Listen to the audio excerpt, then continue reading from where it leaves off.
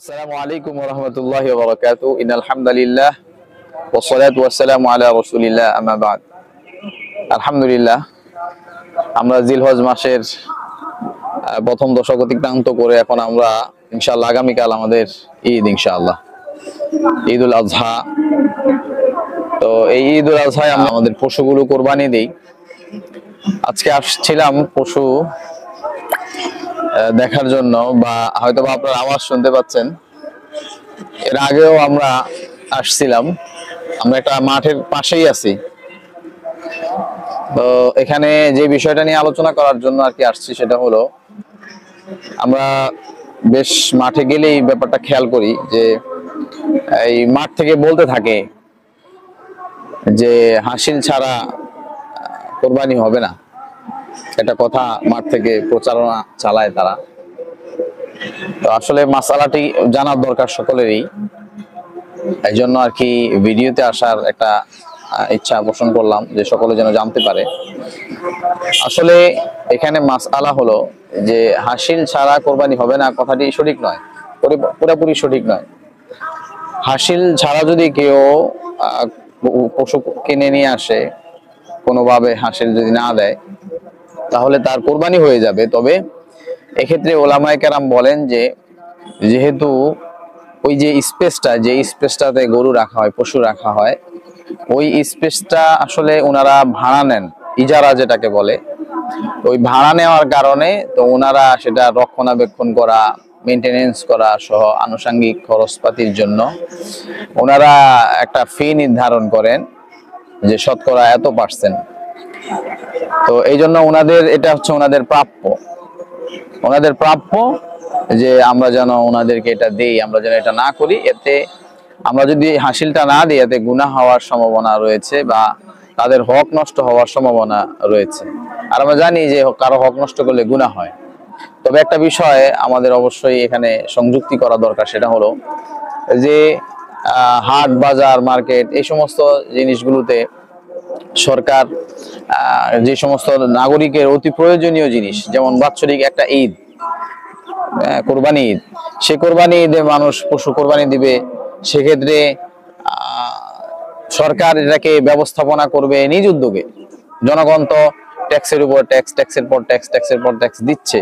তারপরে আবার অতিরিক্ত একটা মানুষের উপরে হাসিলের নামে একটা বোঝা চাপিয়ে দেওয়া, এটা একটা সরকারের রাষ্ট্রীয় পর্যায় থেকে শুরু করে বিভিন্ন স্তরে এটা একটা জুলুম। এজন্য এই জুলুমেরও নিরসন হওয়া চাই, বা এই জুলুমের ব্যাপারে কথা বলা চাই। আর যে হাসিল নির্ধারণের যে হার, সেটাকেও একটা সহনীয় পর্যায়ে নিয়ে আসা চাই, যেন মানুষও সেটার ব্যাপারে অনাগ্রহ না হয়, বা সেটাকে ফাঁকি দেওয়ার বা ছেড়ে দেওয়ার, সেটাকে পাশ কাটিয়ে যাওয়ার চেষ্টা না করে। এজন্য যেভাবে আমাদেরকে অপরের হকের প্রতি খেয়াল রাখতে হবে, তেমনি ভাবে অপর ব্যক্তি যিনি হকের দাবিদার, সে আবার হকের নামে জনসাধারণ মুসলমানদের উপরে জুলুম চাপিয়ে দেয় কিনা, এটাও একটা দেখার বিষয়। তো যাই হোক, হাসিল নিয়ে এই মোটামুটি আলোচনা। তো আরেকটা বিষয় গুরুত্বপূর্ণ আলোচনা হলো, সেটা হলো অনেকে বলে থাকেন যে কোরবানি দিবেন, পশু নিয়ে এত দামাদামি করার কি আছে। সেক্ষেত্রে আসলে একটা বিষয় কি, কোরবানি দেওয়া আর হলো কেনাবেচা করা, দুটা হচ্ছে ভিন্ন ভিন্ন জিনিস। আপনি যখন পশুটা কিনবেন, তখন শরীয়তের কোরবানির মাসালাটা আপনি এখানে ব্যবহার হবে না, এখানে হবে হলো কেনা বেচার মাসালা, ক্রয় বিক্রয়ের মাসালা।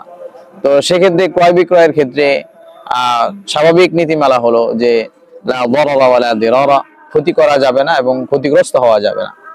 তো এক্ষেত্রে ফয়সালা হলো, বা ওলামায়ে কেরাম বলেন মাসালা হলো যে কেনা বেচার ক্ষেত্রে যেন যিনি গরু বিক্রেতা তিনিও যেন ঠকে না যান, আবার যিনি ক্রেতা তিনিও যেন ঠকে না যান। উভয়ে যেন একটা নির্দিষ্ট মানে প্রচলিত যে পরিমাণ অঙ্কের ক্রয় বিক্রয় মূল্য, সেটার উপরে যেন ওনারা আসেন। আমাদের ভিতরে একটা প্রবণতা, বা যারা গরু বিক্রি করেন ব্যাপারী, তাদের ভিতরে একটা প্রবণতা হলো যে ওনারা সবাই জিততে চান, যে আমরা জিতে কিনবো। কেন জিতে কিনবে? আসলে এই যে জেতার একটা প্রবণতা, এটা খুব অত্যন্ত ক্ষতিকর একটা বিষয়। এটা আসলে সঠিক নয়, বরঞ্চ ন্যায্য দামে কেনা বেচা করা, এটাই হচ্ছে সঠিক। তো এই ক্ষেত্রে আসলে একটা বিকল্প হতে পারে, সেটা হলো যে ওজন দিয়ে কেনা। ওজন দিয়ে কেনা। তো ওজন দিয়ে কেনা যেহেতু প্রসঙ্গটা চলেই আসলো, এই মাসআলা সেটা হলো যে কোরবানির পশু ওজন দিয়ে কেনা যাবে কিনা। অবশ্যই ওজন দিয়ে কেনা যাবে। ওলামায়ে কেরামে এই ব্যাপারে মাসআলাটা হলো যে ওজন দিয়ে কেনা যাবে, ওজন দিয়ে কেনা যাবে। বরঞ্চ ওজন দিয়ে কেনা বেচা করলে এই যে জেতার একটা প্রবণতা, যে আমি জেতে যাব, অপরকে ঠকিয়ে দিব, আসলে জেতার যখন প্রবণতা আসবে তখন তো অপরকে ঠকানোর বিষয়টা চলে আসবে, যেহেতু একটার সাথে একটা কানেক্টেড। একদিকে রাত হলে আরেকদিকে দিন হয়, আবার আরেকদিকে দিন হলে রাত হয়। এটা একটা একটা কথা বলে না, যে প্রত্যেকটা জিনিসের আসল জিনিস বুঝতে হলে আর বিপরীত জিনিসটাকে বুঝতে হয়। এই জন্য যদি কেউ জেতার প্রবণতা তার ভিতরে থাকে, তাহলে অপরকে ঠকানোর প্রবণতা তার ভিতরে আছে।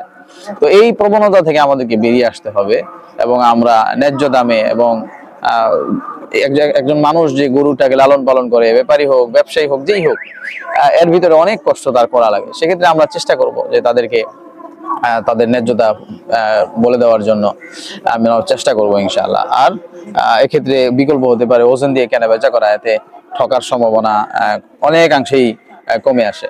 তো যাই হোক, আজকের আলোচনা মোটামুটি এতটুকুই। আপনাদের যদি কোনো প্রশ্ন থাকে তাহলে আপনারা কমেন্টে বিভিন্নভাবে প্রশ্ন করতে পারেন।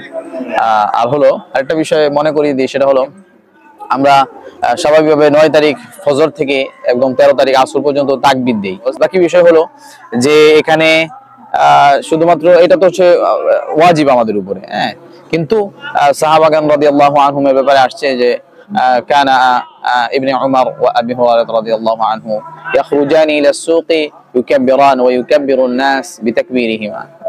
ওনারা সাহাবীগণ কি করতেন, বিশেষ করে আবু হুরায়রা রাদিয়াল্লাহু আনহু এবং ইবনে উমর রাদিয়াল্লাহু আনহুমা, ওনারা যখন এই দশকে, অর্থাৎ এই কুরবানি ঈদের যে আগের 10টি দিন, এটাকে আইয়ামুল আশুর বলা হয়, এই 10টি দিন ওনারা যখন হাটে বাজারে যেতেন তখন ওনারা কি করতেন, জোরে জোরে তাকবীর দিতেন। আর ওনাদের তাকবীর শুনে হাটে ঘাটে অবস্থিত মানুষগুলো তাকবীর দিতে থাকতেন। এই জন্য এই যে আমরা হাটে গরু কিনতে আসি, আমরা যদি একসাথে এসে একটু তাকবীরের এই সুন্নতটাকে আবার যদি প্রচলন করি, এটা অত্যন্ত ভালো হয়। তাওহীদের বাণী এই উসিলায়, তাওহীদের দাওয়াত এই উসিলায় সকলের কাছে পৌঁছে যায়। তো শুধুমাত্র আমরা যে নামাজের পরে তাকবীর দিব এমনটা না, আমরা অন্যান্য সময় উঠতে বসতে, হাঁটতে চলতে ফিরতে আমরা এই তাকবীরের যে অভ্যাসটা, প্র্যাকটিসটা, এটাকে আমরা ব্যাপক করার চেষ্টা করব। তো যাই হোক, মাঠে আসলাম এবং আনুষঙ্গিক এই সমস্ত ব্যাপারগুলো নিয়ে মানুষের সাথে আলোচনা করা দরকার বলে মনে করে আজকে এই ভিডিওতে আসলাম। আল্লাহ তাআলা আমাদের সকলের নেক আমলগুলো কবুল করেন, আমাদের কোরবানিকে কবুল করেন এবং আমাদের সামনের ভবিষ্যৎ জিন্দেগিটা আমরা যেন আল্লাহ তাআলার হুকুম পালন করে তারপরে যেন দুনিয়া থেকে যেতে পারি, সেই তৌফিক আল্লাহ তাআলা আমাদের সকলকে দান করেন। আসসালামু আলাইকুম ওয়া রাহমাতুল্লাহি ওয়া বারাকাতুহু।